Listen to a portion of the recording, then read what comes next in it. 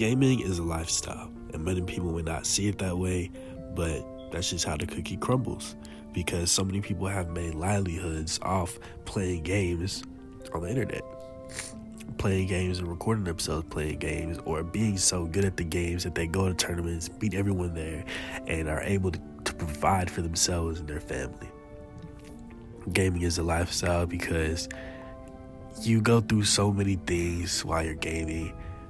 There's good sides to gaming, and there's downsides and toxic sides to gaming. But in all, gaming is very revolutionary, and I don't think it's going anywhere. Because once you sit down and you take the time to play a game, whatever that game may be, you had an experience with that game and you immersed into a different story. You know what I'm saying? Games are art. You have a game that you're trying to beat. You get so good at, versing other people that you know what I'm saying, you can take your talents to something else and use those talents that you learned from gaming, and you know what I'm saying, you're so much better because you had that experience within that game. You know what I'm saying? So many educational games. There's story games. There's crazy games. There's platformers. There's puzzle games. You know what I'm saying? Games always have something that, you know what I'm saying, it makes your mind work. And, you know what I'm saying, you use gamer as the term to talk about people who play games. And once you really look into their lifestyle, you may stereotype them, you know what I'm saying? Just because they may look a certain way, or there's so many stereotypes around what a gamer is and what they look like. But so many of us are gamers, but we don't really realize it, you know what I'm saying? Because it almost becomes lifestyle, it becomes habit, it becomes a hobby at some point, because you're playing these games and you're putting your time into these games, making sure you get better, making sure you have all these things. And sometimes, yes, those stereotypes come true because you're putting a lot more time into gaming than real life, when essentially they're about the same thing. But that's not always our fault, because the companies and yada, yada, yada. I'm not going to get too deep. You know what I'm saying? I'm small, but they can find ways. You know what I'm saying? But it's just very interesting seeing over the years, so many people make careers off playing video games. And it almost feels surreal. When you think about it in the real world, it's like, when you think about that in the real world, it's almost like, how is that even possible that I can play video games and be able to make stable income and enjoy what I'm doing, while making people see my personality and enjoy the games for themselves as well? Or if they don't have time to play the games, they see me play it, and it, you know what I'm saying? We all watch the gaming video. We all play the game at some point in our life, and gaming is pretty much embedded into our lives because it's nostalgic. It grew up with us. But then with that, we also create gripes, and we want more out of said games that grew up with us, or we go into different genres of gaming, or we get so stuck in a gaming community, or a community of this game, that we don't see anything else besides that. And we love these things so much that they almost become our life. We think we are within this world that was created by somebody else. And that's why I consider gaming lifestyle. It is a lifestyle. You live certain ways. Some people live to game. Some people game to live. And that's how I can really define it. Because if somebody has a career of gaming, why would that not be their lifestyle? If this is something they need to do at some point during the week, hours and hours on end, beat games, finish them, you know what I'm saying? Or get so good at games that they have to be on their A game, or if they go to a tournament, they'll be knocked off. You know what I'm saying? So it really is a life, just like somebody who's a constructor, you know what I'm saying? Somebody who's a painter. A gamer can be a career and is a lifestyle that somebody can live. Although it can be destructive and toxic, depending on the community and the fans, creators even. That's another conversation I'm gonna get into a little later, but I'm just talking about the beautiful experience of playing games. The beautiful experience of gaming. Once you see a good game, you know a good game. And then you have certain games that help with anxiety, comfort games, if you may. I'm getting into trying to have a comfort game. I just need to upgrade some specs. Consoles, handhelds, mobile, PC. These are all the devices, and there's always games to play across all these devices. You know what I'm saying? I'm recently getting back into PC gaming, and it's great. Looking to get a new console, but because of the brand, and if you know, there's been some issues with that there needs to be an upgraded system, and I'm kind of torn between waiting to get it or waiting for getting the system that's out now, or waiting to get the new system if there ever is one. You know what I'm saying? But we'll wait it out a little bit and see what happens. And just so many people want to make games and have story elements. People write stories into these games. People have huge developments, but huge budgets behind these games, and these games recuperate all that because they're fun. And most games aren't super long. You know what I'm saying? A full story or a full game sometimes is, you know what I'm saying, I can say roughly 20 to 30 hours, roughly. That's give or take average. You know what I'm saying? So you can really beat these games in, 2 days. Some people do, some people don't.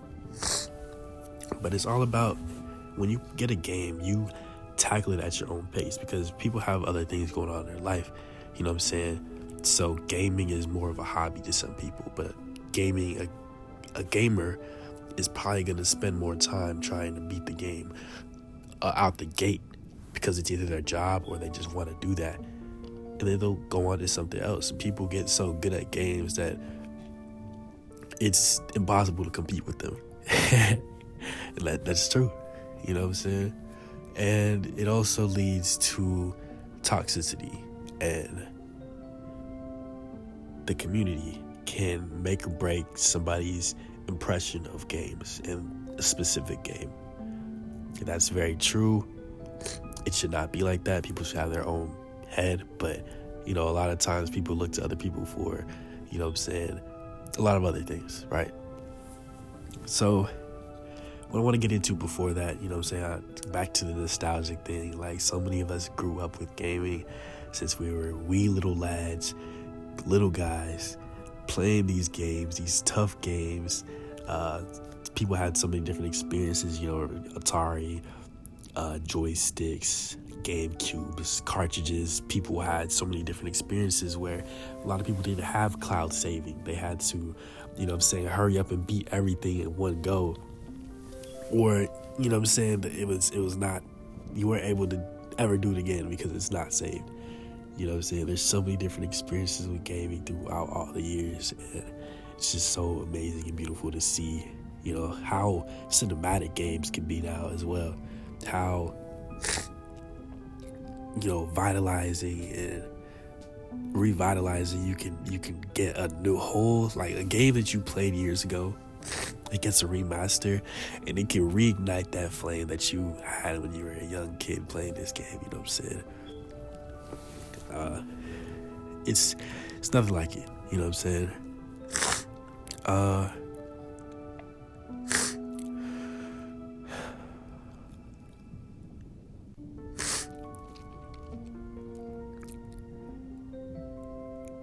So let me talk about, specific games that can really stick with a person. I would say multiplayer games, you create so many friends, you're learning to get better, you're upgrading yourself to be able to beat other people all the time. Multiplayer games is probably in my opinion, one of the highest, games in the chart, where it's multiplayer, there's probably story and, all the others. Multiplayer games are there's a lot of good and bad, pros and cons to multiplayer games. There's a lot that can happen, and there's a lot that you can do. There's a lot of good and there's a lot of bad. But a lot of times, there's backlash with these things, But a lot of times gaming is not bad, You meet some people that you share strong bonds with over gaming, and it may sound insane, but it's very true because you're both trying to be good and you're both trying to win something. It's just like games in real life. You're playing kickball, you're trying to win, and then you're working with a team. And if you're in a multiplayer game, you have a team and y'all are trying to beat the other team, so you create that bond with each other. It just is what it is. Games are so universal that they go beyond, just digital. They can be real life things, real life games, real life teams, and points you're trying to make, things you're trying to get better at. That's just how games and gaming work together. So as we reach this point in the video, I want to touch on toxicity in gaming community. And there's so many different topics, but I really just want to touch on the things you can be exposed to, and the delusion sometimes, and sheer hard-headedness and ignorance in these communities, Whereas somebody may want better for the game, and this person may not, and they like the game how it is, even though there's so many things that they can see wrong with the game, but they just choose to ignore it. Or these people are just bad people and they don't like anything about the game, but they're still so entrapped in it, but they just create so many things bad. They harm other people within these communities. They use terms against these people, and that's where I kind of get into this thing of, games can brew toxic communities, when these games at their base are never toxic. They're innocent. They're like, a newborn entity. They're just there. They're just, there to be played, and that's it. They're just there to be played and enjoyed. A lot of love and things go into it, but there's nothing ideally bad about gaming, because they're just there to be played for sometimes and not. But it's bad because of the people and fans and gamers that come into that community or take this game and transform that game into something else entirely. Excuse me, I'm a little sick, as you can tell, but I'm working. So these fans, gamers, can make a community almost uninhabitable. Or there's so many games, if there's any game out there, even old, new, there's going to be a community for that game. And you'll find good and bad fans. But that's with any form of media, where there's good and bad fans. But I feel like gaming is a lot more toxic because it's more masculine focused. And they tend to attack certain things. They don't like certain things. It's a lot of racial, religion that are mixed into gaming that the game itself doesn't even tackle. sometimes, but it's because of the fans that move into that community, into this game, and make the community, that they make this divide with the game somehow. It's very hard to understand it sometimes, but it's just people at the end of the day, you know what I'm saying? But off of that, gaming communities can be fun, they can be cool, but they can also be toxic. That's understandable. Gamer lifestyles can be toxic, or they can be helpful, whichever way you make it, you know what I'm saying? It's just also just going outside and getting away from the screens, you know, at times. Because nobody is playing games constantly. They have to take breaks. If they're playing the games constantly, that's a stereotype of a gamer, where it's like, you know, food everywhere, fat slob, yada yada yada, excuse me, but that's a stereotype. It's not, gamers are not really like that, honestly. A lot of gamers are fit, a lot of gamers are whatever, you know what I'm saying? But a lot of them don't shower, a lot of them don't do this because they're trying the game. But I encourage you, if you're trying to be a gamer, you're trying to live within that lifestyle, you know what I'm saying? Do things differently than those stereotypes, you know what I'm saying? Still shower, still have a life, still go outside, touch some grass, you know what I'm saying? Just do all those things, you know, directly adjacent of the stereotypes of a gamer. You'll be all right, you know what I'm saying? We all love games. You have your games that you love, story games, whether it be story, action, adventure, shooters. There's so many good games out there too, man, and we just want more. And it became so much that we have ideas for games that we want and we would like to play ourselves, because we play games so much and we can see how a game can run, and we can be like, okay, let's put this and that into this game, and we'll have one of the greatest games, one of the greatest ideas for a game ever.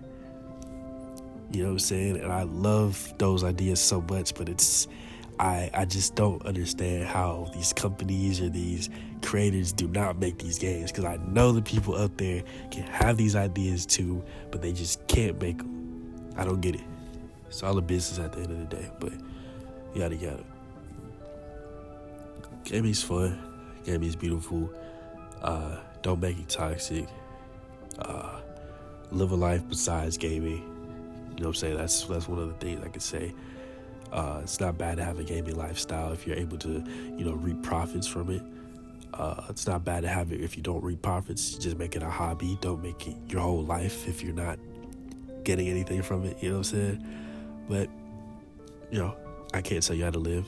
You can't tell me how to live. But we can enjoy these games, though, for real. But that's y'all. Gaming's beautiful. We're gonna game till the end of time. Yeah. So with that, y'all, it's been Truzy. I'll catch y'all later. Game on.